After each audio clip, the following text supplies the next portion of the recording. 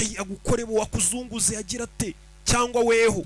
ni haramugenda mutwanduriza za Ebola ejo bundi narayirokotse uriya mugore mwahuriye twahuriye muri toilette nari nasebye ndi ntameze neza bivuze ngo wari wasajijwe na telefone witabye kare yari yarico mwene wanyu yego yakubwiye ngo iki ari kumwe na David yego David Barros yakubwiye impamvu ari gukora ibi muri umuna wawe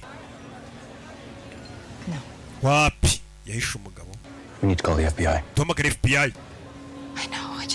ndabizi ariko nyene igihe ubundi iyo umwicanyi nk'uri uri guhigwa na leta guhamagaye biba byiza ko ituhamagara ukishinganisha ukavuga ati wa muntu muri guhiga yamamagaye ngiye mbaye nishinganishe mutazagira ngo nkorana nawe niyo mpamvu umugabo ari kumubwira ati duhamagare FBI umugore atoya tugende gake ndakwinginze genda gake turi ku cyumweru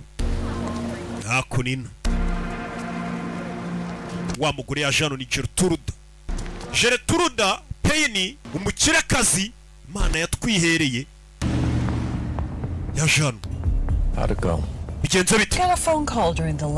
uriya mugore yaje kwitaba telefone mu masaha y'akaruhuko ndakeka yarahamagawe n'umuvandimwe we yabibwiwe n'icyo uyu nguyu urakeka uyu mugore araza kutubera ikibazo Sherry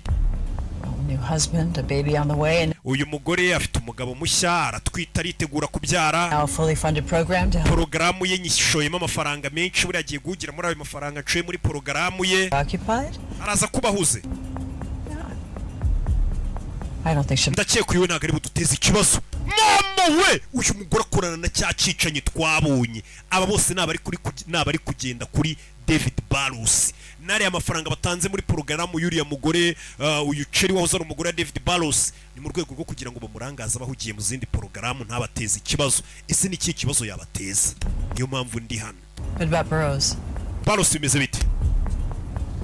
He broke into Hildy Winslow's apartment. yinjiye muri apartment ya Hildy Winslow How many government agents? ariko guverinoma izayisaba abasirikare bangahe kugira ngo bafunge umugabo umwe Is he still in New York? aracyari muri New York Working on it. turacyari kubikoraho hari n'andi makuru mabi Rachel Mills was detained by the FBI. Rachel Mills yafunzwe na FBI kandi afite ya foto iyo foto bavuga ni ya foto iriho kakana igaragaza kari kazima uno mugore w'umukire